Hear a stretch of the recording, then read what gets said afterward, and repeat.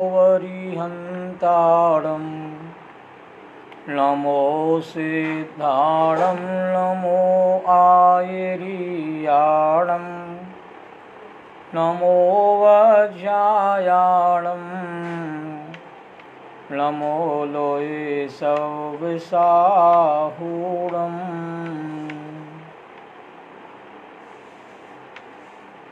तीन भुवन में सार बीत राग विज्ञानता शिव स्वरूप शिवकार नमः त्रियोग समारिके।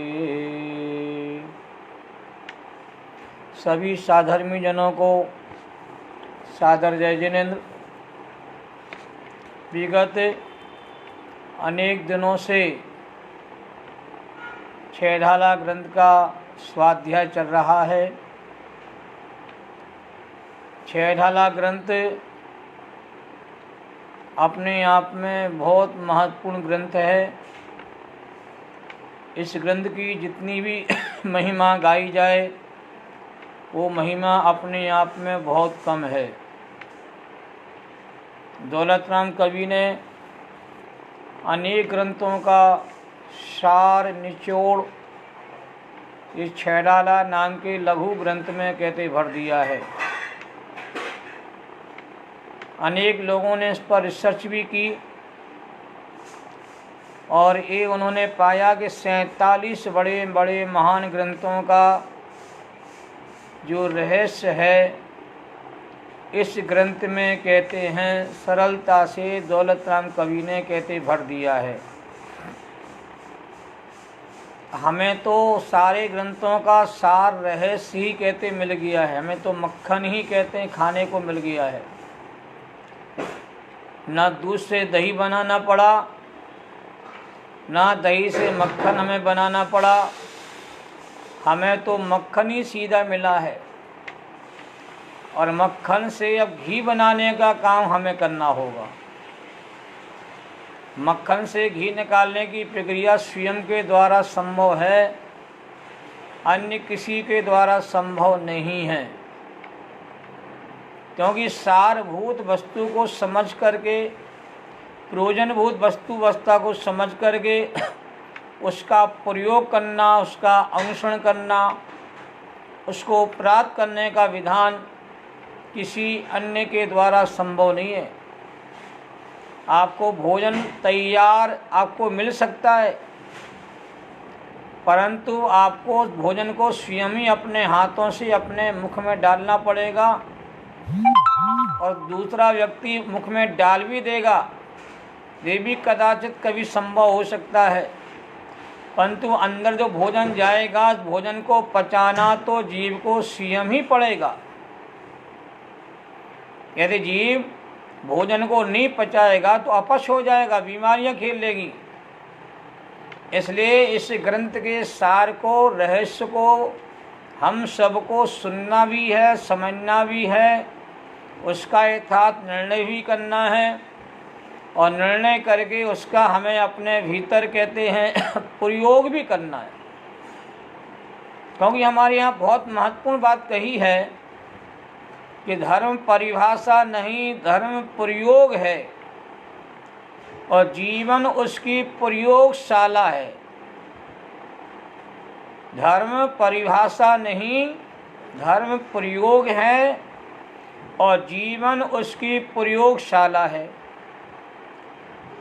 अधिकांश लोग धर्म की परिभाषाओं को याद करते रहते हैं, ग्रंथों को कहते हैं वह पढ़ते रहते हैं, उनको याद करते रहते, कंठस्थ करते हैं और कंठस्थ प्रतियोगिता में शामिल होकर के पुरस्कार और इनाम भी प्राप्त कर लेते हैं।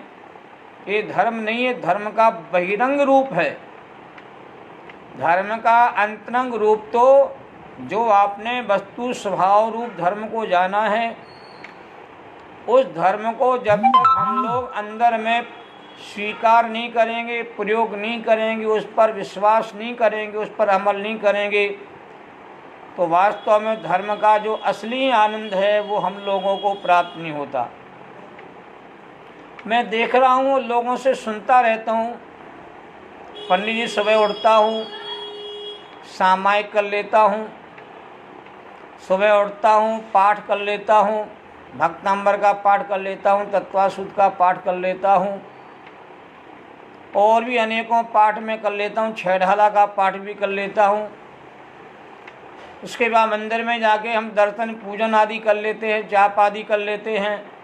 कोई ग्रंथ उठाया, उसको पढ़ भी लिया आधा घंटा। और शाम को हमने कहते हैं आलोचना पाठ पढ़ ली, मेरी भावना पढ़ ली, 12 भावना पढ़ ली। इतना ही हम धर्म कर सकते हैं, और इतना ही धर्म हम करते हुए चले जा रहे हैं। इस धर्म से ही मेरा बेड़ा पार होगा, इस धर्म से ही मेरी मुक्ति हो जाएगी। पर ध्यान देना, ऐसा धर्म जीव ने इस भव में नहीं, अनेक भवों में अनेकों अनेकों बार किया है। और ऐसा बहिरंग धर्म करके, पुण्य रूप धर्म करके यह जीव अनंतों बार देवगति को भी प्राप्त हुआ है। देवगति में जाना कोई आश्चर्य की बात नहीं है। तो देवगति का पात्र यह जीव अनंतों बार बन चुका है, और वहाँ जा कर के फिर वह कहती अज्ञानियों मिथ्या दृष्टि बना रहा, और वहाँ के संयोग भोगों को पाकर के उसमें लिप्त होकर के और फिर एक इंद्रिय आदि की पर्याय में आ गया। तो पुण्य के बल पर कोई धर्मात्मा बन जाता है, धर्म का धारी बन जाता है, मोक्ष मार्गी बन जाता है, या मोक्ष को प्राप्त कर लेता है, ऐसा कोई नियम नहीं है। पुण्य के साधन के माध्यम से यह जीव तत्वस्था को, आत्म तत्व की अवस्था को, स्वरूप की अवस्था को, अपने आप को जाने, पहचाने, और अपने स्वरूप की वह पहचान करके स्वरूप की श्रद्धा करे, और स्वरूप की श्रद्धा करके यह सम्यक दृष्टि बने, तो ही इसके भीतर मोक्ष मार्ग का खाता खुलता है, संवर का खाता खुलता है। इसके बिना धर्म का खाता खुलता ही नहीं है। तो सामान्य पुण्य का कोई निषेध नहीं है। जो व्यक्ति जितना पाप रूप क्रियाओं को छोड़ करके और पुण्य क्रियाओं में प्रवृत्ति कर रहे हैं, वो पुण्य क्रिया प्रवृत्ति करते रहे, उसको छोड़ करके पाप में प्रवृत्ति करने का उपदेश जिनवाणी माता में नहीं होता है। जिनवाणी माता कहती पुण्य की क्रिया को तुम धर्म की क्रिया मत मान लो। धर्म तो इससे और अलग भिन्न चीज है, उसको भी पहचान लो। और पुण्य की भूमिका में रह करके ही अजीब असली धर्म की पहचान कर सकता है। इसलिए धर्म को आचार्यों ने पुण्य से अलग किया हुआ है। इसलिए 3 प्रकार के परिणाम सब जीवों के कहे हैं कि सब जीवों की परिणति 3 भांति वर्णी, एक पुण्य, एक पाप, एक राग हरणी। और सब जीवों की परिणति 3 भांति वर्णी। तो पाप वाले परिणाम विषयानुराग वाले परिणाम कहलाते हैं, धर्मानुराग वाले परिणाम को पुण्य परिणाम कहलाता है, वो पुण्य परिणाम कहते हैं। और शुद्ध वीतराग परिणामों को ही धर्म रूप परिणाम कहा जाता है। तो हम सबका ये प्रयास उद्यम होना चाहिए। हम पापों से बचे हैं, ये आपने ठीक काम किया, और आपने पुण्य वाले परिणामों की प्रक्रिया में आप जुड़ गए, ये भी कहते चरणान योग की दृष्टि से, प्रथमान योग की दृष्टि से आपका उचित कदम है। पर द्रव्यान योग एक सलाह आपको देता है कि तुमने अभी पुण्य और पाप का ही व्यापार किया, कर्म बंधन का व्यापार किया है। अभी आपने कहते असली धर्म को पाने का व्यापार ही प्रारंभ नहीं किया है। शुद्ध भाव की प्रक्रिया को अपने भीतर प्रकट करने का कोई आपने सम्यक प्रयास ही नहीं किया है। इसलिए आपका कर्तव्य है कि शुद्ध रूप परिणामों को पाने का उद्यम इस जीवन में जरूर करो, क्योंकि तुमने अनंत भाव में शुद्ध भाव की प्राप्ति का उद्यम नहीं किया। और हम लोग निकृष्ट पंचम काल में रह रहे हैं। तो निकृष्ट पंचम काल में रह करके निकृष्ट परिणामों में ना उलझ करके हम सबको उत्कृष्ट परिणामों को प्राप्त करने का उपाय करना चाहिए। और उत्कृष्ट परिणाम पंचम काल में संभव है, इसलिए कहा जा रहा है कुंद गोस्वामी ने कहा है कि पंचम काल के अंतिम समय तक 3 रत्न से शुद्ध रत्नत्रय के धारी जीवात्माओं का सद्भाव रहेगा। ज्ञानी जनों का सद्भाव पंचम काल के अंतिम समय तक रहेगा। इसलिए हम ऐसा नहीं कह सकते हैं कि पंचम काल में ज्ञानी नहीं हो सकते। हम ऐसा नहीं कह सकते कि पंचम काल में हम लोग धर्मात्मा नहीं बन सकते, मोक्ष मार्गी नहीं हो सकते। आपको हताश और निराश होने की जगह आपको अपने भीतर आत्मविश्वास जगाना है और आपको कहते तत्व की सम्यक अवस्था को पहचानना है, वस्तु अवस्था को जानना, समझना, पहचानना है कि लोक में जो भी घट रहा है, जो घटित होता है, पहले भी घटित हुआ है, आगे भी घटित होगा, ये सारी व्यवस्थाएं कहते केवली भगवान के ज्ञान में बोल व्यवस्थित हैं। और भगवान के ज्ञान में जो व्यवस्थित ज्ञान आ रहा है उसी के तहत संपूर्ण पदार्थों का वर्णन होता हुआ देखने में आता है। आपके जिम्मे जगत की व्यवस्था को बदलने का काम नहीं सौंपा हुआ है। आपके जिम्मे तो जो व्यवस्था घट रही है उस व्यवस्था को देख करके जान करके उसमें शांति धारण करो, उसमें राग देश के परिणाम मत करो, क्योंकि राग देश के परिणाम करने से, व्यर्थ के विकल्प जाल करने से कोई सिद्धि नहीं होती कर्म बंधन के अलावा। और कर्म बंधन से मुक्त होने का उपाय यही है कि जो घट रहा है उसमें सावधानी तो रखो, पर सावधानी रख करके जो घटित हुआ है उसमें लेकिन किंतु परंतु के सवाल मत करो, उसमें आरोप प्रत्यारोप लगाने का प्रयास मत करो कि जो घटना है वो घटेगा।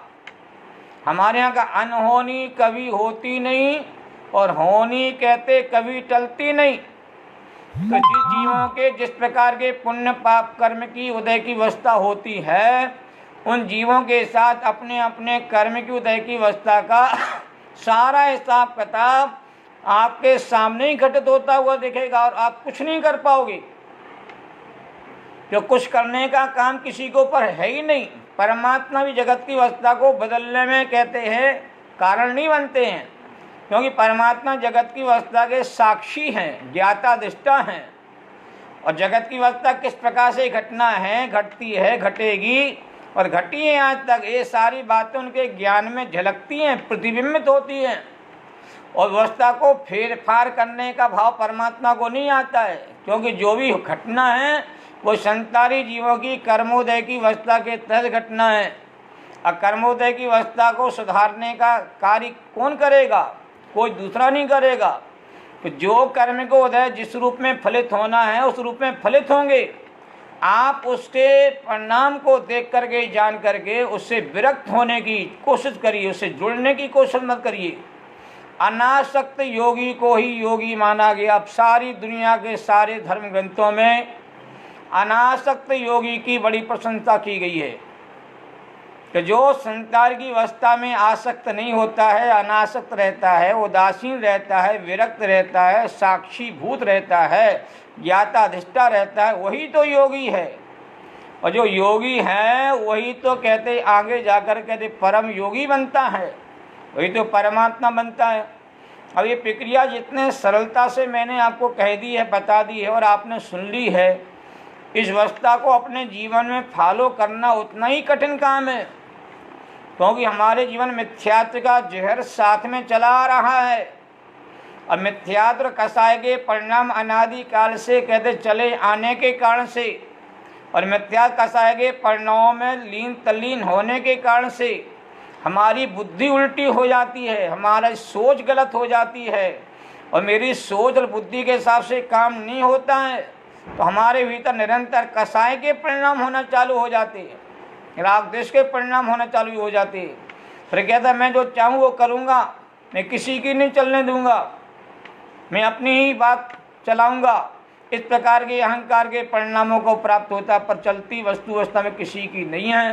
तो मिथ्यात्व के परिणामों के कारण ये जीव कहते दुखी हो रहा है और ये मिथ्यात्व का परिणाम अगृहीत मिथ्या दर्शन के रूप में सबसे खतरनाक होता है। तो हमारे दौलत राम कवि ने 6 ढाला ग्रंथ की दूसरे नंबर की ढाल में सबसे पहले अघृत मिथ्या दर्शन का ही कहते हैं स्वरूप बताया है। क्या बताया है? जीवादि प्रयोजन भूत तत् शरधे तिन माहि विपर्ययत्। जो एक लाइन दौलत राम कवि ने लिखी है, ये दौलत राम कवि ने एक लाइन में अघृत मिथ्या दर्शन का वर्णन कर दिया। और सबसे बड़ा जो जहर है, जो विष है, वो जीवन में जो सबसे खतरनाक परिणाम है, वो अघृत मिथ्या दर्शन का परिणाम है। तो अघृत मिथ्या दर्शन के परिणाम में क्या करता है? जीव आदि जो प्रयोजनभूत पदार्थ है, जीव आदि माने क्या? जीव अजीव आत्र बंध संबंध निराम मोक्ष, ये मूलभूत 7 तत्व हैं। इनमें 2 मूल हैं, जीव और अजीव। और आत्र बंध संबंध निराम मोक्ष जीव अजीव की कहते हैं पर्याय हैं।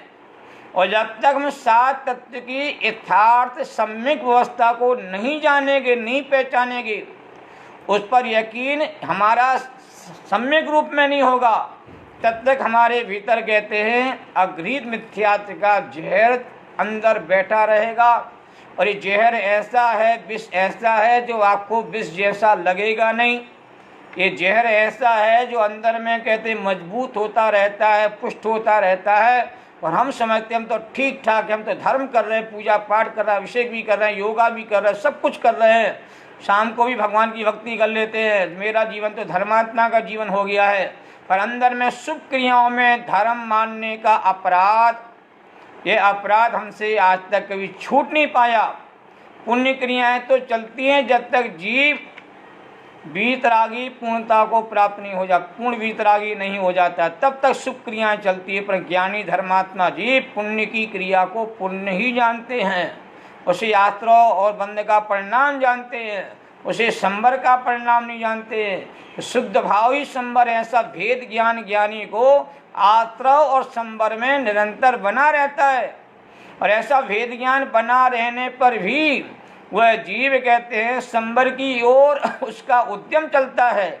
और जितना उद्यम जीव का संबर की ओर आगे बढ़ता है, उतना ही वह जीव आत्मा के परिणामों की विच्छुत्ति करता जाता है, कमी करता जाता है। ये कभी नहीं हुआ कि संबर हो गया तो आश्रय सर्वथा छूट गया है। संबर जब बढ़ता चला जाता है तब धीरे धीरे आश्रय की निवृत्ति होना प्रारंभ हो जाती है। पर आश्रय को आश्रय जानना, बंध का कारण जानना, ये संबर नहीं है, ये असली निद्रा का कारण ही। ऐसा विवेक और ऐसा श्रद्धांजलि जिसको प्रकट हो जाता है, वही ज्ञानी सम्यक दृष्टि जी हमारे जिन शासन में माना गया है। वस्तुवस्था को सही ढंग से समझना है। ये दौलत राम कवि ने बहुत गहराई के साथ कही है बात कि जीव आदि जो प्रयोजनभूत तत्व हैं, जिन्हें समझे बिना किसी को सुख की प्राप्ति नहीं होती है। लोग कहते हैं भैया हम तो देवता गुरु के भगत हैं, हम तो मुनि भगत हैं, मुनियों की कृपा मुझे मिली हुई है, मुनियों का आशीर्वाद मिला हुआ है, मैं तो जीवन में कहते सुखी बन जाऊंगा। तो जिनवान परमात्मा का आशीर्वाद मुझे मिला हुआ है, यहाँ तक हम कहते हैं जिनवाणी का आशीर्वाद मेरे ऊपर बना हुआ है।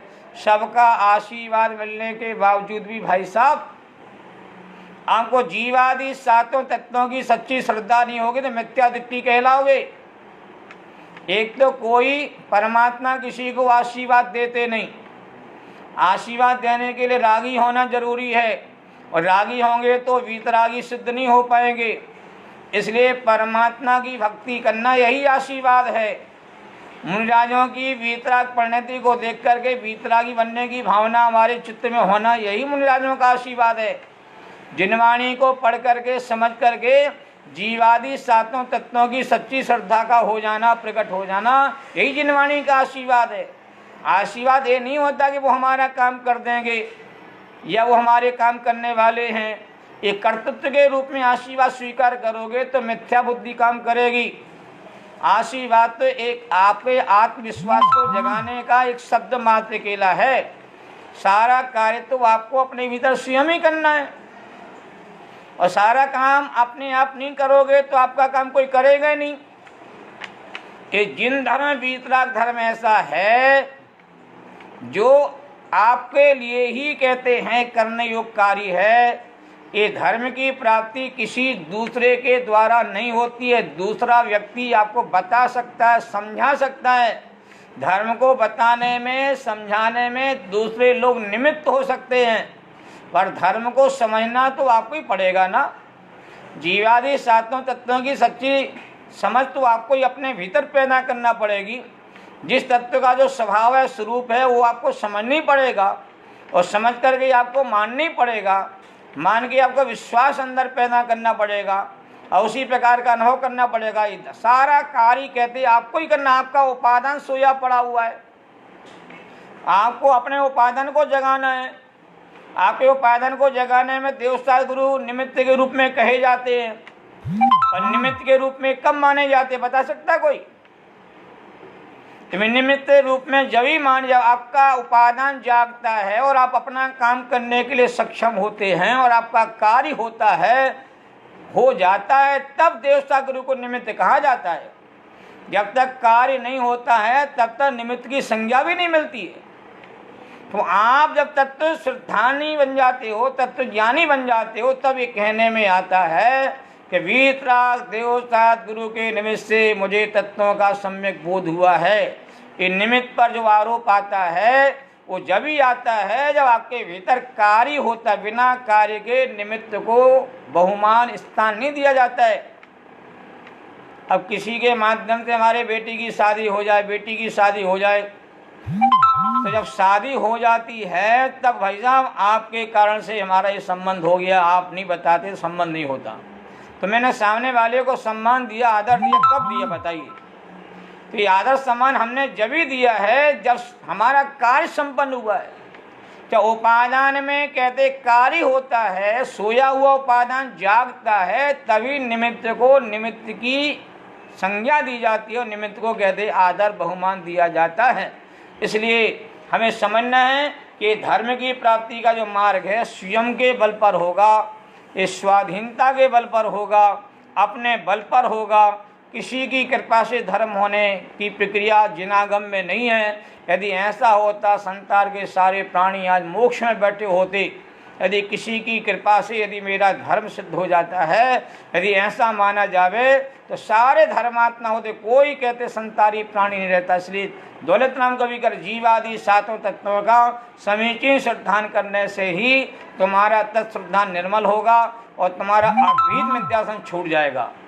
हमने आप चर्चा को आगे बढ़ाता हूँ। ये तो भूमिका के तौर पर बहुत विशेष बातें होती है जो मेरे अंदर बार बार कहते चिंतन में आती रहती है। रात में सोता हूँ, नींद नहीं आती है कि ये सातों तत्वों की अवस्था को जीव कैसे समझे, ये विकल्प खड़ा रहता है। तो ये चिंतन में जो बातें आती हैं उन बातों को कभी कभी कहने के भाव जग जाते हैं। तो अभी हम लोगों ने जीव अजीत संबंधी चर्चा को थोड़ा समझा, इसमें क्या जीव भ्रांति करे, चर्चा भी हमारी हो चुकी है।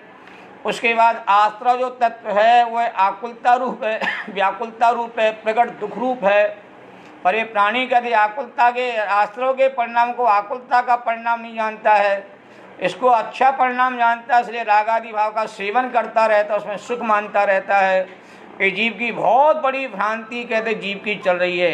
इस भ्रांति को निकालने के लिए हमारे दौलत राम कवि ने कहा कि रागादि प्रकट ये दुख देन तिन्हीं को सेवत गिनत चैन। एक लाइन में तीन तीन बातों का वर्णन चलता है कि रागादि भाव प्रकट वर्तमान काल में दुख रूप हैं, भले तुम्हें दुख रूप ना लग रहे हों, और दुख रूप ना लग के तुम्हें अच्छे लगते इसलिए तुम उसके रागादि भाव का सेवन करते रहते हो। एक गलती तो ये हो गई।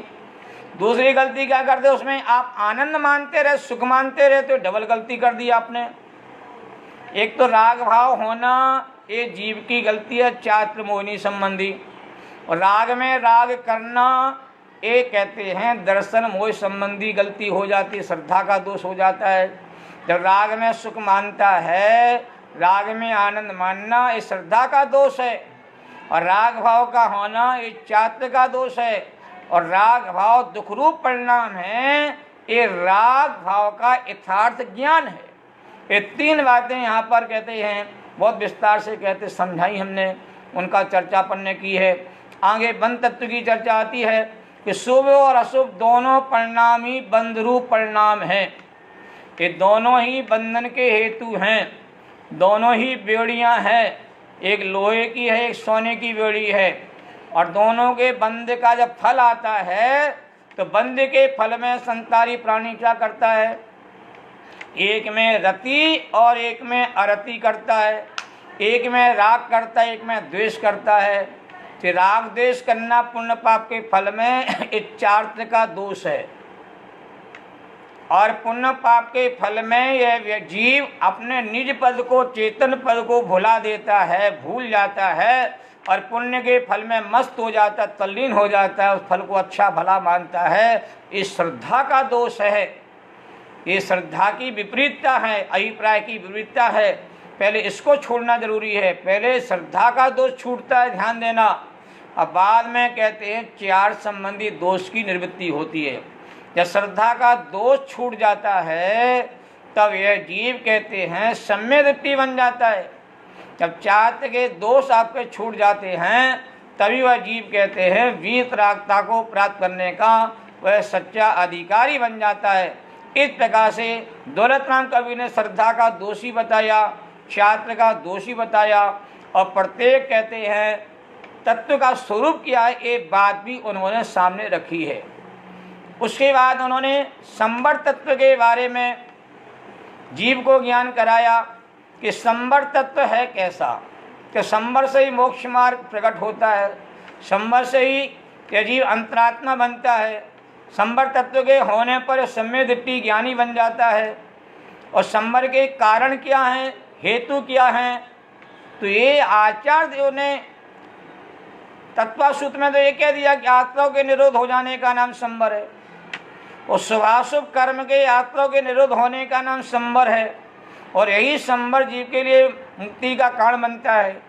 पर यहाँ पर संवर के कारण वहाँ पर अलग गिना है तत्वासूत्र में, गुप्ति, समिति, धर्म, परिचय, जय, चात्र, ये संवर के कारण वहाँ पर गए, अनुप्रेक्षा। पर यहाँ पर संवर के हेतु अलग बताए हैं, और जो संवर के हेतु बताए हैं वो संसारी प्राणी के लिए दुख के कारण नजर आते, कष्ट देने वाले नजर आते हैं। ज्ञानी जनों की, धर्मात्मा जीवों की, सम्यक दृष्टि जीवों की साधना संसारी प्राणियों के लिए कष्टदायक नजर आती है। कितने कष्ट में अपना जीवन जी रहे बताओ। अब ज्ञानी जनों को अपनी साधना के साधने में यदि आनंद ना आवे, सुख ना आवे, तो साधना को क्यों साधा जाए बताओ। कभी भी कोई भी कार्य दुनिया में कोई दुखी होने के लिए करता ही नहीं, और दुखी होने के लिए कोई कार्य संभव ही नहीं है, और दुखी होने के लिए कुछ करोगे तो वह कार्य उसके लिए वास्तव में सुख पहुंचा ही नहीं सकता। इसलिए संवर के कारण दो गिनाए हैं, ज्ञान और वैराग। इन ज्ञान और वैराग्य के परिणामों से ही संवर की कहते हैं उपलब्धि होती है, और संवर के माध्यम से ही कहते असली निद्रा होती है। तभी यह जीव वास्तव मोक्ष मार्ग में सरपट दौड़ता हुआ शीघ्र ही मोक्ष को प्राप्त कर लेता है। इसलिए बहुत मार्मिक पंक्ति है, आत्महित हेतु विराग ज्ञान ते लखें आप को कष्ट दान। कि आत्मा का हित करने वाले जो परिणाम हैं वो ज्ञान और वैराग्य के परिणाम हैं, और ज्ञान वैराग्य के परिणाम ये आनंददायक हैं, सुखदायक हैं, पर मिथ्यात्व के कारण से ये परिणाम जीवों के लिए कहते कष्टकारी कहते लगते हैं। मोह के उदय में जीव ज्ञान और वैराग्य की साधना को कष्ट की साधना मानता है, और है साधना आनंद की मानता कष्ट की। हमारे नाटक समाचार में लगा, महिमा सम्यक ज्ञान की अरु विराग बल जोय, क्रिया करत फल भुंजते कर्म बंद नहीं हो। बहुत मार्मिक बात उन्होंने रखी। तो महिमा सम्यक ज्ञान के, ज्ञान की महिमा है, और वैराग का बल ज्ञान के साथ जुड़ जाता है, तो क्या उसके परिणाम रह जाते हैं, जरा विचार तो करिए।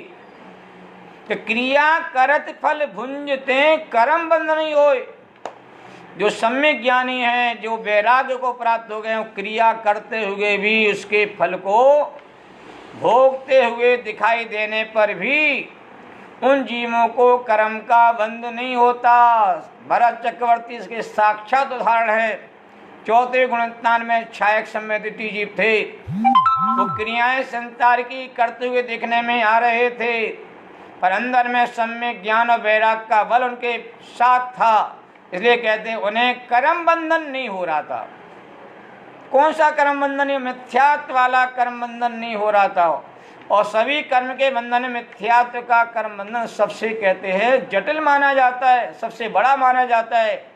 और मिथ्यात्व वाला बंध का निरोध हो जाता है तो सारे जितने आवृत्ति प्रमाद कसा योग सब ढीले हो जाते, कमजोर हो जाते हैं, और बंधन की प्रक्रिया धीरे धीरे कहते हैं उनकी शांत हो जाती है। इसलिए भेद विज्ञान जिनके घट नाही, ते जड़ जीव बने घट माई। तो भेद ज्ञान, आत्मज्ञान और वैराग जिनके पास नहीं होता है, वो सारे जीव कहते हैं निरंतर बंधन को, कर्म बंधन को प्राप्त होते रहते हैं। और भी कुंदकुंज स्वामी ने समय सार में 150 नंबर की गाथा, बड़ी मार्मिक गाथा लिखी है। रत्तो बंधन कम्मम मुंचद जीवो विराग संपन्नो, एसो जिनोब देशो तम्मा कम्मेसु मारज्य। कितनी गजब की, सारे जनागम का सार क्या बताओ। एक गाथा में कुंदकुंज स्वामी ने संपूर्ण जनागम का सार आपके सामने रख दिया है। भैया मैं बड़े बड़े ग्रंथों को नहीं पढ़ पाऊंगा, नहीं समझ पाऊंगा, मुझे तो सार की बात बता दो। एक बार व्यास कवि के पास गए तो आपने 18 प्रकार के महापुराण लिखे हैं। इन महापुराणों को मैं भैया पढ़ नहीं पाऊंगा, इतना समय मेरे पास नहीं है। आप तो मुझे 2 लाइनों में बता दो कि 18 प्रकार के महापुराणों का सार क्या है, वो सार मुझे बता दो। तो उन्होंने, व्यास ने बड़ी मार्मिक बात कही कि अष्टादश पुराणेषु व्यासस्य वचनद्वयम् परोपकाराय पुण्यम पापाय परपीडनम। 18 प्रकार के पुराणों में 2 ही बातें लिखी गई हैं। सारे पुराणों में एक ही 2 ही बात है कि परोपकार करोगे तो पुण्य लगेगा, और दूसरों जीवों को पीड़ा पहुंचाओगे तो पाप लगेगा। यही 18 प्रकार के पुराणों का सार है। ऐसी बहुत सारे शिष्य हमारे कुंदकुंज स्वामी के पास गए कि आपने 84 पाहुड़ ग्रंथों की रचना करी, इन 84 पाहुड़ ग्रंथों में सार की 2 बातें बता दो। इतने बड़े बड़े 84 ग्रंथों को मैं नहीं पढ़ पाऊंगा, मैं नहीं समझ पाऊंगा, मैं तो आबाल गोपाल आत्मा हूं, मैं कैसे समझूंगा, कैसे पढ़ूंगा, इतना समय मेरे पास है का। आप तो मुझे सार की बात के लिए बता दो। तो सार की बात को बताने के लिए उन्होंने गाथा लिख दी कि रत्तो बंधविकम्मम, कि रागी जीव कर्म बांधता है। सुन लीजिए, चाहे घर में राग करो, चाहे समाज में राग करो, चाहे देश में राग करो, कहीं भी राग करोगे कि राग के साथ द्वेष जुड़ा हुआ है, और राग द्वेष के सारे विकार भाव जुड़े हुए हैं। से राग आदि भावों से, नियम से क्या होगा? बंधन होगा। तो कैसे छूटेंगे? तो आगे कहते हैं मुंचद जीवो विराग संपन्नो। जो विराग भाव को प्राप्त हो जाता है वही कर्म बंधन को छोड़ देता है। तो विरागी कर्म बंधन को छोड़ता है और रागी कर्म बंधन को प्राप्त होता है। आगे क्या कह रहे हैं आचार्य? ऐसो जिनोपदेशो, यही जिनेन्द्र परमात्मा का कहते हैं उपदेश है। किसका? जिनेन्द्र परमात्मा। जिनेन्द्र परमात्मा कितना भैया बता सकते हैं आप?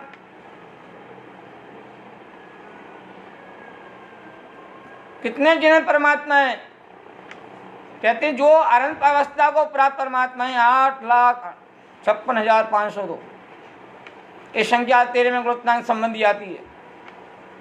तो इतने हमारे जिनेन्द्र परमात्मा, अनंत परमात्मा, सबने ही उपदेश दिया। सीमंदर परमात्मा ने उपदेश ही दिया। विदेश 20 तीर्थंकरों के समोषण लगे हुए हैं, उसमें हजारों केवल ज्ञानी बैठे हुए हैं। उन सब ने कहते उपदेश आपको क्या दिया है? ऐसो जिनोपदेशो तम्मा कम्मेसु मारज्ये। तुम कर्मों में कहते हैं राग मत करो, कर्मों में मत जुड़ो। कर्मों में जुड़ेगा, आसक्त होगा, कर्म बंधन करेगा, तू कहते संसार में भटकता ही रहेगा। से तम्मा कम्मेशु मारज्य, कर्म में राग मत कर, कर्म में प्रीति मत कर। अब कौन से कर्म है भैया? अशुभ कर्म में तो प्रीति करना ही नहीं। जो शुभ कर्म होता है वो कर्म तो होता रहेगा जब तक ये निष्कर्म अवस्था को प्राप्त नहीं होगा। पर शुभ कर्म में भी प्रीति ना करता हुआ अपने शुद्ध स्वरूप में प्रीति कर, और शुद्ध स्वरूप में प्रीति करेगा तो संतुष्ट होगा, तू उत्तम सुख को प्राप्त होगा, महान अतीन्द्रिय आनंद के सुख को प्राप्त होगा। इसलिए कुंद कुंद के वचन जो संपूर्ण केवली भगवान के वचन हैं, उन वचनों पर विश्वास करना चाहिए। इसलिए ये कहा आत्महित हेतु विराग ज्ञान ते लखें आपको कष्ट दान। एक हमारे सामने प्रश्न आ रहा है, हमारे बीच में माला बहन जी हैं और नरेंद्र NV जैन साहब, दोनों पति पत्नी कहते हैं, दिन रात कहते हैं, हमेशा जितने हमारे कार्यक्रम होते हैं उनको सुनते रहते हैं, बहुत भद्र परिणामी हैं, धर्म के प्रति आस्थावान हैं, बहुत रुचि रखते हैं। उन्होंने एक सवाल यहाँ पर पूछा, घर में वैरागी विस्तार से बताएं। देखो, घर में वैरागी वही होगा जो धर्मात्मा होगा, ज्ञानी होगा, सम्यक दृष्टि होगा। जो भोगी होगा, व्यसनी होगा, पापी होगा, अज्ञानी होगा, मोही होगा, कसाई, वो व्यक्ति जगत में कहते हैं, वास्तव में कहते हैं, घर में रह करके कहीं वैरागी हो नहीं सकता। घर में वैरागी होने के लिए ज्ञानी होना जरूरी है, तत्व शुद्धा नहीं होना जरूरी है। इसलिए मैं माला बहन जो कहना चाहता हूँ, आप तत्व ज्ञानी बन जाओ, घर में वैराग अपने आप आपके भीतर उमड़ जाएगा। और घर में रहने का कहते हैं जो योग है, वैरागी का ज़्यादा समय नहीं रहता है, वह घर को छोड़ के वन में चला जाता है कुछ कालांतर में। पर असली वैराग घर में ही उत्पन्न होगा, तब जाके वन में जाके वैरागी बने रहोगी। घर में रागी रहो, वन में जाके वैरागी बन जाओगे तो जगह बदलने से वैराग नहीं आ जाता है।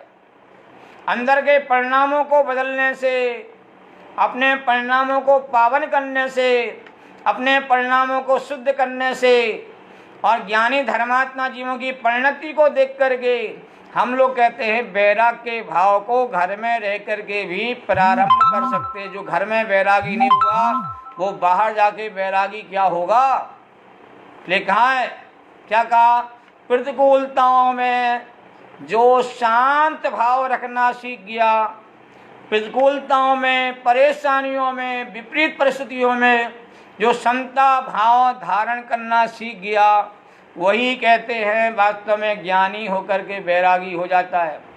क्योंकि वैराग सीधा नहीं आता है, समझ लेना, तत्व ज्ञान पूर्वक ही वैराग आता है। बिना ज्ञान के वैराग वह रुंधी हुई कसाय है, वो वैराग असली नहीं है। और जो वैराग ज्ञान पूर्वक होता है, तत्व ज्ञान पूर्वक होता है, वही वैराग कहते असली है। घर में रह करके घर की किसी वस्तु को अपनी वस्तु नहीं मानना, और घर में जितने संयोगजनित व्यवस्थाएं हैं उन सबको अपने आत्मा से भिन्न जानना, और उनके होने पर ना उसमें सुख मानना और उनके चले जाने पर न दुख मानना, ऐसा जिसको तत्व ज्ञान हुआ है, तत्वज्ञान हुआ है, वो वास्तव में भरत जी जैसा घर में वैरागी हो जाता है। सम्यक दृष्टि ही वैरागी होता है। देखा, सम्यक दृष्टि भवती नीतम ज्ञान वैराग शक्ति। तो घर में तो रहिए, परंतु निज घर को भी तो पहचान लीजिए। इसलिए भजन में लिखना पड़ा दौलत राम कवि को, हमें तो कवऊ न निजी घर आए, पर घर फिरते बहुत दिन बीते, नाम अनेक धराए आए। ये भजन क्यों लिखना पड़ा भैया? मैं तो आज तक निज घर में आया ही नहीं, शरीर रूपी घर को ही अपना घर मानता रहा, परिवार कुटुंब जिसमें रहते उसको घर मानता रहा। जो चेतन ग्रह है जिसमें अनंत गुणों की कहते हैं फूल खिले हुए हैं, वाटिका, चैतन्य वाटिका, जिसमें अनंत गुणों के फूल जिसके भीतर खिले हुए हैं, उस अंदर की चैतन्य वाटिका को, मैं बगीचे को मैंने देखा ही नहीं। उसकी खुशबू हमने ली ही नहीं। तो चेतन वाटिका के भीतर जो अनंत गुणों की खुशबू है, उस खुशबू को जो प्राणी एक बार ले लेता है वो घर में बैरागी हो जाता है, घर में रहता है, शांत रहता है, सहज रहता है, जो भी घटता रहता है उसमें मीन मेघ नहीं निकलता है। घर के लोग जा रहे हैं भैया, चले जाओ भैया, आ रहे हैं भैया, आ जाओ साहब, क्यों जा रहे हो, किस लिए जा रहे हो, नहीं जाना चाहिए, ये लेकिन किंतु परंतु के कोई क्वेश्चन जो नहीं करता है वही वैरागी हो जाता है। जो लेकिन किंतु परंतु के सवाल करता रहता है, हजार बातें कहते हैं, उसमें जोड़ता रहता, अपनी मन की बातों को जोड़ता रहता, वो वैरागी कैसे होगा। घटनाक्रम जो घट रहे हैं उनको सहज भाव से समता भाव स्वीकार करने वाला ही वैरागी बन जाता है। इसी वैराग को ही कहते संवर का कारण माना गया है। परंतु यह जीवाज्ञानी प्राणी इसको कष्ट का कारण मानता है, और वैराग के निमित्त को, वैराग के प्रसंग को, वैराग के कार्य को यदि कष्ट का कार्य मानता है तो श्रद्धा संबंधी दोष है। इसकी चर्चा हमने विस्तार से की है। उसके बाद कल हमारी चर्चा हुई थी, बड़ी मार्मिक चर्चा, कि निद्रा तत्व और मोक्ष तत्व ये दो अंतिम तत्व हैं, और संवर सहज जो निद्रा है वही निद्रा आपके लिए कल्याणकारी है। 12 भावना में लिखा था कि निद्रा भावना के अंतर्गत वो कौन सी, मंगत राज जी की 12 भावना में, कि संवर सहत करो तब प्राणी मिले मुक्ति रानी, इस दुल्हन की यही सहेली यूं समझो सब ज्ञानी। कि संवर सहज जो तप किया जाता है वही तो निद्रा का कारण होता है, और तपसा निद्रा से, तप से ही तो निद्रा होती है। पर कौन से तप से, मिथ्यात्व के साथ किया गया तप? भाई साहब नहीं, जो सम्यक दर्शन सम्यक ज्ञान के साथ जो तपस्रण किया जाता है वही तपस्रण वास्तव में कहते हैं साक्षात कर्मों की निद्रा कराता है। निद्रा किसकी बताओ? जो बंधे हुए कर्म हैं वो सारे बंधे हुए कर्म कहते हैं आत्मा से कहते हैं अलग होते जाते हैं, क्योंकि ज्ञानी होते, सम्यक दृष्टि होते ही असंख्यात गुणी कर्मों की निद्रा, अनंत गुणी कर्मों की निद्रा उनके भीतर प्रारंभ हो जाती। नया कर्म कोई बनता नहीं, नया कहते हैं उधार लेना नहीं, जितना पहले उधार लिया हुआ था वो कहते बहुत फास्ट गति से चुकता हुआ चला जा रहा है, और एक दिन ऐसा आता सारा कर्जा ही आपका छूट जाएगा, आप निर्भर हो जाओगे, बिल्कुल स्वतंत्र स्वाधीनता को प्राप्त हो जाओगे। तो निद्रा बिना मोक्ष नहीं होता। ठीक है, बंधे के सभी हेतुओं के अभाव हो जाने पर और संपूर्ण कर्मों की निद्रा हो जाने पर ही जीव को कहते हैं मोक्ष की प्राप्ति का योग बनता है। पर ये जीव क्या करता है, निद्रा तत्व के स्वरूप को भी सही नहीं समझता है। क्या सा समझ रहा है, रोके न चाहे निज शक्ति खोय, सेवे रूप निराकुलता न जोय। कि रोके न चाहे, इच्छाओं को रोक ही नहीं पा रहा, अभिलाषा इसके भीतर इतनी अंदर बैठ, में तो ये करना है, मुझे ये करना है, मुझे ये करना है। एक अन्य में तो मैं थोड़ी सी कहानी आती मैं बताना चाहता हूँ। एक महादेव का भगत था। महादेव उस भगवान की, उसकी भक्ति को देख के प्रसन्न हो गए। उनके भगवान तो रागी होते, हमारे तो बीतरागी होते हैं। महादेव जो तुझे भक्त मांगना आज मांग लो, मैं सब कुछ तुझे देने को तैयार हूँ। वो बेचारा घबरा गया, गरीब आदमी था, मैं क्या मांगूँ क्या ना मांगूँ। उसकी घबराहट को देख करके महादेव ने कह दिया कोई बात नहीं बेटा, कल आना, जो मांगना मांग लेना। और वह घर में जाता है कि महादेव मेरे ऊपर प्रसन्न हो गए हैं, मुझे मुँह मांगा वरदान दे दिया है, बताओ मैं क्या मांगूं। तो रात में कहते हैं सोचने को तैयार होता है कि भैया गांव का जमींदार भैया मुझे कहीं रहने नहीं देता है, इसलिए भैया मैं जमींदार बन जाऊं, मैं तो यही मांगूंगा वरदान। पर सोचता है जमींदार भी कहते तहसीलदार के सामने हाथ जोड़ के खड़ा रहता है, मैं तो अपने आप को तहसीलदार बनने की वरदान मांगूंगा। और तहसीलदार कहते हैं कलेक्टर के सामने हाथ जोड़ के खड़ा रहता है, मैं तो कलेक्टर बनना चाहूँगा।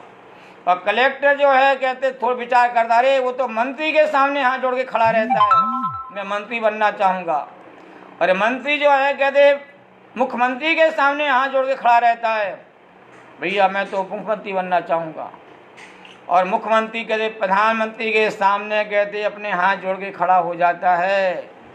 ऐसा सोचते सोचते पूरी रात हो जाती है, एक क्षण में उसे नींद नहीं आती है। विचार करता अभी कुछ मेरे पास आया नहीं, और बिना आए ही मेरी रात की नींद चली गई, सारा सुख चला गया, विकल्पों का झुंड खड़ा हो गया। मिला नहीं, मिलने की आशा के लिए दिखी, और मिलने की आशा में मेरा सुख चैन चला गया। सुबह जब भगवान मैं जैसा हूँ वैसी बढ़िया हूँ, मुझे कुछ भी नहीं चाहिए। क्योंकि जो चाहे हम पैदा करना चाहते, इच्छाएं पैदा करना चाहते, वो सारी इच्छा यदि आपकी पूरी हो जाए, मान लो एक कदाचित पुण्य की उदय से, तो आप एक क्षण भी जीवन में शांति का अनुभव नहीं कर पाओगे। चाह हुआ मिल जाएगा तो महा दुखी बन जाओगे कि मिलेगा क्या? आत्मिक सुख तो मिलना नहीं इच्छाओं के माध्यम से। इच्छाओं के माध्यम से भौतिक व्यवस्थाएं आपकी बन जाएंगी, संयोगों का ढेर लग जाएगा, और विश्व की सारी संपदा मिल जाए तो भी तेरा मन शांत होने वाला नहीं। सोचेगा ऐसा विश्व और दूसरा होता तो वो मिल जाता तो अच्छा रहता। तू अशांत और दुखी परेशान बना रहता, इसलिए जो है उसमें संतुष्ट रहिए। एक बहुत अच्छा स्लोगन मैंने पढ़ा था व्हाट्सएप में बहुत पहले, वो आप भी सुन लीजिए। जो प्राप्त है वो पर्याप्त है। जो भी पुण्य के योग से, कर्म के योग से जो भी आपकी अवस्था है वो आपके जीवन जीने के लिए पर्याप्त है। आप ज्यादा उछल कूद मत करिए, इच्छाओं को जगा करके आप अपने आप को परेशान करने की कोशिश मत करो। दुनिया में आप देख लो जितने बड़े बड़े लोग हैं, उनके जीवन में अशांति के अलावा, आकुलता के अलावा, व्याकुलता के अलावा कुछ भी नहीं है। नौकरों चाकरों से घिरे रहते हैं, अंदर में शंका रहती कहीं ये मेरे साथ विश्वासघात तो नहीं कर देगा, ये मेरी मृत्यु का कारण तो नहीं बन जाएगा। ये आशंका आपको निरंतर चित्त में बनी रहती है। इतनी दौलत मेरे पास आ गई है, गवर्नमेंट को पता चल जाएगी तो सब कुछ छीन लेगी। इसलिए जो आपकी इच्छाएं होती हैं वो पूरी हो जाएं, आप कभी सुखी नहीं हो पाओगे, आप दुखी ही रहोगे। तो मन को समझाना पड़ेगा, शांत करना पड़ेगा, सहज करना पड़ेगा, और सहजता इतनी ही रखना है आपको, जो प्राप्त है वो पर्याप्त है। अब मुझे संसार संबंधी कोई वांछा नहीं है। अब तो मैंने वह कार्य करना है जो आज तक मैंने कभी किया नहीं है। असली धर्मात्मा बनना, असली मोक्ष मार्गी बनना है, असली ज्ञानी बनना है, भावना जगाना है। बाकी संसार की सारी इच्छाओं को पेटी में बंद कर देना, सारी इच्छाओं से ध्यान हटा लेना, एकमात्र आत्म कल्याण करने की भावना ही जगाना।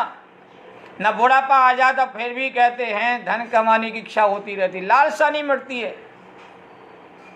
मृत्यु सैया पर लेटा हुआ आदमी हो, जाने की तैयारी में हो, घर वाले कहते भैया उसकी अंगूठी उतार लो, उसकी चैन को उतार लो, ये तो जाने वाला है। वो कहता भैया मैं अभी चला थोड़ी गया हूँ, अभी तो मैं जिंदा हूँ, बाद में निकाल लेना भैया। दोनों को आ सकती इच्छा, घर वालों के इच्छा इसकी चैन और अंगूठी मुझे मिल जावे। वो कहता महाराज थोड़ी हूँ, अभी तो मैं जिंदा हूँ, अभी तो इसका मुझे सुख भोगने दो। ये है लालसाएं जो आपको बेचैन करती हैं, आपको परेशान करती हैं, आपको दुखी करती हैं। इसलिए निद्रा तत्व की अनुभूति करना है, निद्रा तत्व की उपलब्धि करना, तो इच्छाओं को रोक दीजिए। कैसे रोकेंगी?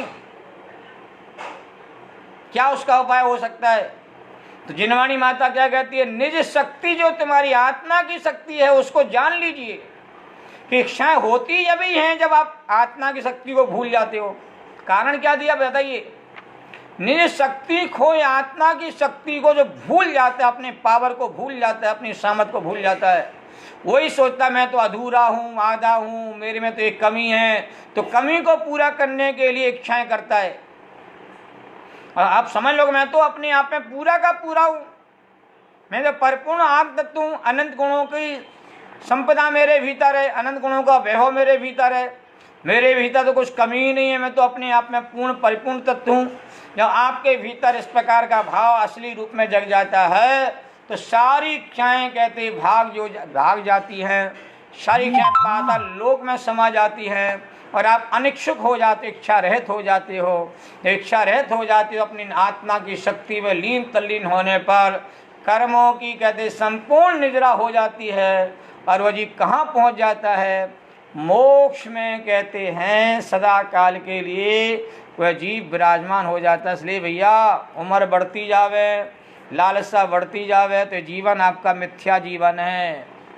ज्यों ज्यों उम्र बढ़ती है उतनी उतनी ज्ञान में वृद्ध बन जाओ, वैराग्य में बलवान बन जाओ, संयम के प्रति भावना जगाओ, रत्नत्रय को पाने का प्रयत्न करो, पुरुषार्थ करो, मिथ्यात्व को नष्ट करो, गला दो, सम्मित के भाव को प्रकट करो। न बुढ़ापा बढ़े और इच्छाएं दूनी चौगनी होते जावे तो हमने अपना सारे जीवन व्यर्थ में खो दिया है। किसी कवि ने लिखा बड़ा सुंदर, वृद्ध भये धन की तृष्णा, सब लोग कहें सन की, पर आत्महित कभू न किया, रही अंत समय मन में मन की। 60 वर्ष की उम्र हो गई फिर भी ज्ञान न जागा, सच तो ये कह देना होगा जीवन रहा अभागा।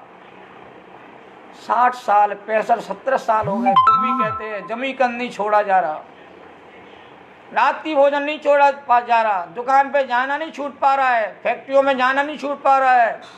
इतनी तृष्णा कि आखिरी दिन भी कहते हैं जीव कहते दुकान पर ही जाना चाहता है।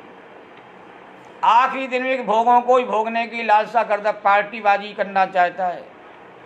आखिरी समय भी अपने आप को जानने पहचानने के लिए जरा भी प्रयास करना नहीं चाहता। सच्ची घटना बता दूं, दिल्ली की घटना, महान बड़े सेठ थे, उनके परिवार में पंडित जी आप आकर के कम से कम जाने का समय आ गया इनका, इनको धर्म सुना दो। अब उनसे मेरी बहुत गहरी मित्रता में चला गया। जब मैंने बताया कि भैया आपके बेटे ने मुझे कहा हुआ है इसलिए मैं आपके पास आया हूँ, मुझे नहीं सुनना धर्म, अभी मर थोड़ी रहा हूँ मैं, जब मरने का समय आया मैं जब सुनाने आ जाना। ऐसी लोगों की कहते हैं जाते जाते समय भी कहते हैं कि अज्ञानता मोह का जहर कहते हैं तीव्रता से काम करता रहे, कैसे कल्याण होगा। इसलिए बहुत सुंदर बात कही, आत्मा की शक्ति को जानिए पहचानिए और इच्छाओं का समन अपने आप हो जाएगा और वही आपके लिए कि निद्रा का असली हेतु बनेगा। इसलिए निद्रा तत्व के बारे में सच्ची समझ जगाओ। उसके बाद नंबर दिया शिव रूप निराकुलता न जो, मोक्ष जो तत्व है पूर्ण निराकुलता में तत्व है। पर यह प्राणी मोक्ष में निराकुलता नहीं मान रहा, सोचता मोक्ष में जाऊंगा तो फंस जाऊंगा, फिर वहाँ से तो निकल नहीं पाए, कम से कम संसार में भैया मनुष्य पर्याय में आगे तो भैया दूसरी गति में चले जाए, वहाँ से वो स्थान बदल जाएगा, नरक में जाके भी स्थान बदल जाएगा। कभी ना कभी तो नरक से निकल आऊँगा, पर मोक्ष में जाने के बाद कभी निकल ही नहीं पाऊंगा। तो मोक्ष का स्वरूप आपने जाना, संपूर्ण कर्मों का क्षय हो जाना, आत्मा की पूर्ण शुद्ध अवस्था का प्रकट हो जाना, पूर्ण वीतरागता का रूप प्रकट हो जाना, पूर्ण ज्ञान का रूप प्रकट हो जाना, अपने आप में अतीन्द्रिय महा आनंद का निरंतर कहते अनुभव अनंत काल तक करते रहना।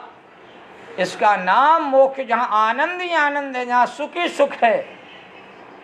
कुछ लोग ऐसी तुलना करते हैं मोक्ष वाले आत्मा के साथ सुख की तुलना, भाई जितना सुख कहते हैं राजा को होता है उससे ज़्यादा सुख कहते चक्रवर्ती को होता है, उससे ज़्यादा सुख कहते हैं इंद्रों को होता है, उससे ज़्यादा सुख अहिमिंद्रों को होता है, उससे अनंत गुना सुख अनंतों को होता है, और अनंतों से अनंत गुना सुख कहते सिद्धों को होता, मोक्ष प्राप्त आत्मा का होता है। ये जो तुलना जगत में की जाए, तुलना सब सही नहीं है, सच्ची नहीं है। क्यों नहीं बताइए? सुख दूना बढ़ता चला जा रहा है, विचार तो करो आप कि राजाओं को जो सुख होता है कौन सा सुख होता है बताओ? इंद्रिय सुख होता है। क्या मोक्ष वाले आत्मा को अनंत अनंत गुना इंद्रिय सुख होता है? नहीं होता है। जो चक्रवर्ती को सुख होता है वो इंद्रिय सुख होता है। 96,000 रानियों का संयोग वाला सुख होता है, बताओ। तो मोक्ष वाले आत्मा को 96 करोड़ रानियों का संयोग वाला सुख मिलेगा। देवों को जो सुख होता है 32 देवांगनाएं होती उनकी, तो 32 देवांगना वाला सुख कहते देवों को प्राप्त है, इंद्रों को प्राप्त है। और 96 रानियों का संयोग वाला सुख कहते चक्रवर्ती को प्राप्त है। तो मोक्ष वाली आत्मा को अनंत गुणा कर दो भैया, है 96 नीड कहते हैं रानियों का संयोग वाला सुख कहते मोक्ष को मिलेगा। ऐसा भी तुलना आपकी ठीक नहीं है, क्योंकि इनको राजाओं को महाराजाओं को चक्रवर्तियों को इंद्रों को इनको जो सुख है ये सांसारिक सुख है, इन्हें कहते हैं आत्मिक सुख नहीं है। ज्ञानी होंगे तो आत्मिक सुख मिलेगा, अज्ञानी रहेंगे तो आत्मिक सुख नहीं मिलेगा। इसलिए इंद्रिय सुखों से मोक्ष के सुख की तुलना नहीं हो सकती है। मोक्ष का जो सुख है वो आत्मिक सुख है, वो अतीन्द्रिय सुख है, वो इंद्रियों के द्वारा उत्पन्न नहीं हुआ है, वो विषयों के माध्यम से प्राप्त नहीं हुआ है, वो आत्मा की अनुभूति के माध्यम से प्राप्त हुआ है, आत्मा में लीनता के होने पर प्राप्त हुआ है। इसलिए मोक्ष अवस्था जो है पूर्ण निराकुलता में अवस्था है, ऐसा जानना चाहिए। यदि मोक्ष को निराकुलता रूप नहीं जानेगा तो मोक्ष तत्व का विपरीत सिद्धांत जीव को कहते बना रहेगा। देखो हमारी आगम में मैं विशेष चर्चा आपको बताना चाहता हूँ कि मोक्ष के बारे में आचार्यों ने कई प्रकार का मोक्ष कहा है। एक पहला मोक्ष होता है दृष्टि मोक्ष, एक मोक्ष होता है मोह मोक्ष, एक होता है जीवन मुक्त, एक होता है भाव मोक्ष और एक होता है द्रव्य मोक्ष। कितने भेद हो गए? ये 5 भेद हो गए। ध्यान से सुनिए। दृष्टि मोक्ष, मोह मोक्ष, जीवन मोक्ष, भाव मोक्ष और द्रव्य मोक्ष।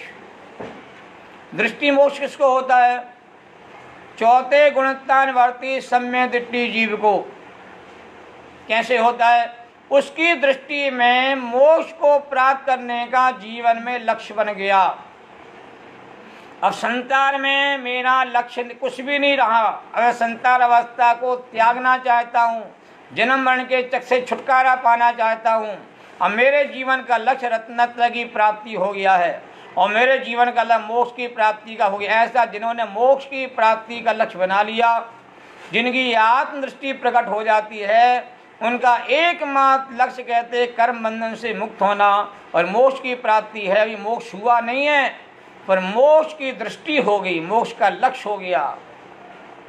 ये मोक्ष किसको हो गया? सम्य दृष्टि चौथे गुणस्थान वाले जीव को। जो हमारे वीतरागी संत होते हैं वो मोह से रहित हो जाते हैं 10वें गुणस्थान के अंतिम समय में। उन जीवों को मोह से मुक्ति मिल गई है, विकार परिणामों से मुक्ति मिल गई है, वह हो गए मोह मुक्त हो गए, मोह मोक्ष हो गया उनको। और अनंत अवस्था प्रकट होते ही अब मनुष्य जीवन से उन्हें मुक्ति मिल गई है। अब द्वारा उनका कई मनुष्य भाव का योग बनने वाला नहीं है। इस जीवन से मुक्ति मिल गई, संसार के जीवन से मुक्ति मिल गई। एक कौन सा हो गया? जीवन मोक्ष कहते हैं अनंत भगवान को। और संपूर्ण विकारी भावों से सरलता रहित हो जाना और आत्मा का पूर्ण शुद्ध रूप प्रकट हो जाना, यह कहलाता है भाव मोक्ष। और संपूर्ण कर्म बंधन से रहित हो जाना, द्रव्य कर्म का अभाव हो जाना, ज्ञानामरणादि 8 कर्मों का क्षय हो जाना, 9 कर्म का क्षय हो जाना और भाव कर्म का अभाव तो पहले ही हो गया।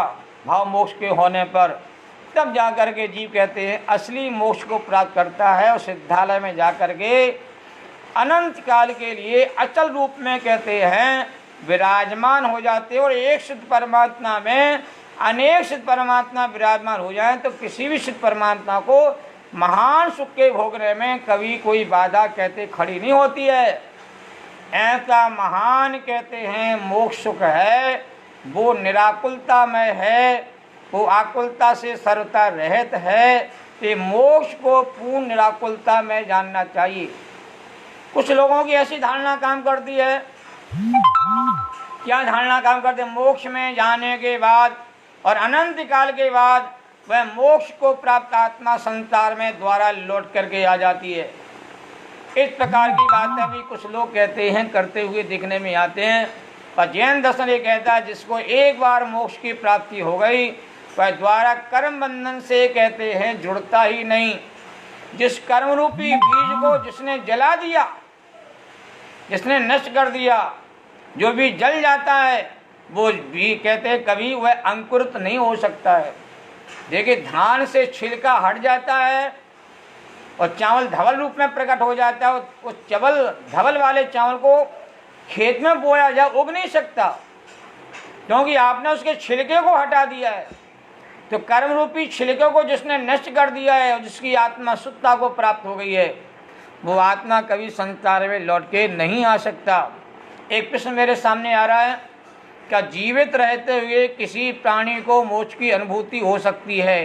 क्यों नहीं हो सकती है? जीवित रहते माने क्या? मनुष्य पर्याय में रह कर के यह जीव अपने भीतर शुद्ध ज्ञान तत्व की जो अनुभूति करता है, वो जीव को मोक्ष तत्व का सैंपल जो है, अतीन्द्रिय ज्ञान का जो सैंपल है, उसका जो अंश है, उसे भोगने में आ जाता है। और एक समय का जो अतीन्द्रिय आनंद उसे भोगने में आ गया है, उसके आधार पर वह जी पता लगा लेता है कि ऐसा ही अतीन्द्रिय आनंद मोक्ष वाली आत्मा को सदा काल प्राप्त हो गया है। अरे सैंपल से सारे माल का कहते नाप कर लिया जाता है। तो अतीन्द्रिय आनंद की अनुभूति करने पर ज्ञानी सम्यदृष्टि जीव मोक्ष में कैसा कहते परम सुख आनंद है, इसकी अनुभूति कर लेता है। रहस्यपूर्ण चिट्ठी आपने कभी नाम सुना हो? ये टोडरमल जी ने कहते हैं मुल्तान जैन समाज के लोगों के लिए जयपुर से कहते ये रहस्यपूर्ण चिट्ठी लिखी हुई थी। उसमें लगा, जैसे सिद्ध परमात्मा को आत्मा का अनुभव सुख होता है, वैसा ही चौथे गुणस्थान वर्ते सम्यदृष्टि जीव को अंश रूप में होता है, क्षणिक रूप में होता है, थोड़े रूप में होता है, कणिका के रूप में होता है, परंतु वो सुख की क्वालिटी वही है जो सिद्ध परमात्मा को प्राप्त हुई है। हमारे यहाँ क्या कहते हैं, क्वालिटी हमेशा सुख की वही रहती है, मात्र क्वांटिटी में अंतर अकेला होता है। क्योंकि आत्मा के अनुभवी जीव को चीनी का एक दाना चखने मिला है, मुनिराज को वही चीनी के दाने कहते हैं बहुत प्रचुर मात्रा में कहते हैं मिले हुए, और परमात्मा कहते उस आनंद को क्या चीनी के आनंद को भोगते ही रहते हैं, उसमें कभी कमी नहीं पड़ती है। तो जो सैंपल है उसका थोड़ा सा अंश है, ज्ञानी धर्मात्मा जीवों को मोक्ष तत्व की अनुभूति हो जाती है। और अनेक लोगों ने तो यहाँ तक मान्यता करी है कि भैया सेवा करते रहो, जनता की सेवा करो, मानव सेवा करो, तुम मोक्ष में जा कर के पहुँच जाओगे। राधा स्वामी वाले कहते कितने करोड़ों फॉलोवर होते हैं उनके, और वहाँ कहते बस मानव सेवा करिए, मानव सेवा करते रहोगे तुम्हारी मुक्ति निश्चित है। तो अन्य मतावलंबी लोगों ने तो क्या उपाय किया कि बस मानव सेवा में आप अपने जीवन को समझकर आपका मोक्ष पक्का हो जाए। इतना सरल मोक्ष बता दिया। जैन दर्शन कहता है संपूर्ण कर्म बंधन से जब तक आपका छुटकारा नहीं होगा और पूर्ण आत्मा के अब अनुभवी पूर्ण रूप में नहीं बनोगे, तब तक निराकुलता रूप पूर्ण सुख आपको प्राप्त नहीं होगा। अब मोक्ष के पहले हमारे जिन शासन में मोक्ष मार्ग होता है, जब मोक्ष मार्ग होता है तभी मोक्ष की प्राप्ति होती है, और मोक्ष मार्ग नहीं होता है तो मोक्ष की प्राप्ति तीन काल में नहीं होती है। तो मोक्ष में जाने की भावना रखने वाले जीवों को सबसे पहले मोक्ष मार्ग में ही प्रवृत्ति करना चाहिए। और मोक्ष मार्ग का जो द्वार है, मूल है, वो सम्यक दर्शन है। उस सम्यक दर्शन को पाने का हमें उद्यम प्रयास करना चाहिए। और मोक्ष महल की पहली सीढ़ी सम्यक दर्शन को ही कही गई है, और सम्यक दर्शन के होते सम्यक ज्ञान प्रकट होता है, उसके बल पर ही सम्यक ख्याति की प्रक्रिया प्रारंभ हो जाती है। इसलिए धर्म का मूल आधार सम्यक दर्शन है, यही मोक्ष मार्ग की प्रक्रिया है, यहीं से मोक्ष का द्वार खुल जाता है। और सम्यक दर्शन जब ही होगा जब ये जीव आदि सातों तत्वों का सच्चा श्रद्धान करेगा, उसमें कोई विपर्य श्रद्धान नहीं करेगा, तब होगा। से दौलत राम जी यही कह रहे हैं कि जीवादि प्रयोजन भूत तत्व सर्द हैं तिन माही विपर्य। ये तुम्हारी विपर्य वाली मानता है, विपरीत मानता वाली मान, इसको छोड़ दीजिए और पूजन भूत जीवादि तत्वों का सच्चा श्रद्धान कर लीजिए। आपको सम्यक दर्शन की प्राप्ति होगी, सम्यक ज्ञान होगा और आपका मोक्ष मार्ग प्रशस्त हो जाएगा। जब मोक्ष मार्ग प्रशस्त होगा तो पूर्ण राकुलता का आपको सैंपल तो झकने आ ही गया ना। हमारी बहन जी लिख के भेज रही है श्री माला जी कि क्षण भर निज रस को पी चेतन मिथ्या मल को धो देता है। क्या गजब की बात भेजी उन्होंने, बताओ। एक क्षण के लिए तुम आत्मा के अतीन्द्रिय आनंद वाले रस का सेवन करके देख तो सही। तुम आत्मा के आनंद के रस को तुम चखेगा तो सारा मिथ्या मल धुल जाएगा। जब बरसात हो जाती है ना, हमारे दीपक जी लिख रहे थे झमाझम बारिश हो रही है। अरे झमाझम बारिश हो जाए 2 घंटे 4 घंटे 6 घंटे तो जितना सड़क पर मैल जमा होता है सारा मैल धुल जाता है। उस बारिश के जल ने सारे मैल को धो दिया, नालियों में सारा कहते कूड़ा कट्टा कहते बह गया, सारी नालियाँ साफ हो जाती हैं।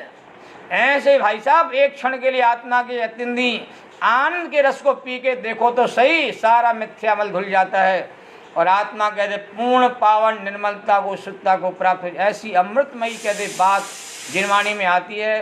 थोड़ा अंतर्मुखी बनो, बहिर्मुखी दृष्टि को छोड़ दीजिए। अंतर्मुखी दृष्टि से ही अंतर चक्षु जग जाते, ज्ञान चक्षु जग जाते हैं। जब ज्ञान नेत्र आपके जग जाते हैं तो सारा समाधान चित्त में हो जाता है। संपूर्ण जीवादि सातों तत्वों की सच्ची अवस्था में समझ में आ जाती है। उसके बल पर जीव सम्यत्व के द्वार को खोल करके मोक्ष में नियम से पहुँचेगा। सम्य दृष्टि जीव नियम से मोक्ष में जाता ही जाता, समय भले ही बीच में कितना भी लग जावे, और सम्य दृष्टि जीव का मोक्ष पक्का है। वह निकट भव्य आत्मा है जो नियम से मोक्ष में जाएगा ही जाएगा। सम्य दृष्टि के मोक्ष को दुनिया में कोई रोकने वाला नहीं है, ऐसा पूर्ण विश्वास हम सबको करना चाहिए। कल हमारी चर्चा सात तत्व की विपरीतता संबंधी पूरी हो चुकी है। उसके बाद अगीर मिथ्या ज्ञान क्या है, अगीर मिथ्याचार के चर्चा पर कल विस्तार से प्रारंभ करेंगे। सभी को सादर जय जिनेन्द्र। अब जिनवाणी माँ की स्तुति हम करेंगे संक्षेप में। जावाणी के ज्ञान ते सूझे लोकालोक, सोवाणी मस्तक नमो सदा देती हूँ ढोक। द्वासांग जिनवाणी माता की जय। शाम को भी धर्म की चर्चा चलती रहती है और शाम को चर्चा हमारी 47 शक्तियों के ऊपर विशेष चर्चा चल रही, शाम को 7 बजे से और पौने 8 बजे तक। और हमारी कल जो छाडाला ग्रंथ की चर्चा है वो चर्चा में 9 बजे से प्रारंभ हो रही है। मैं थोड़ा उसमें संशोधन करना चाहता हूँ। 8:50 से ही छाडाला की चर्चा प्रारंभ होगी। सभी लोग 8:50 पर सही समय पर आ जाइए और 9:50 तक वो चर्चा हमारी चलेगी। बड़ा आत्मिक लाभ लेने का सबसे बढ़िया अवसर जीवन में कोई दूसरा नहीं मिलेगा। इस अवसर का लाभ लीजिए और अपने आत्मा को जगाने का, पहचानने का असली प्रयास करिए, जिससे हम संसार सागर से मुक्त होने का सच्चा उपाय करें। इसी भावना के साथ अपनी बात को पूर्ण करता हुआ सभी को एक बार पुनः सादर जय जिनेन्द्र।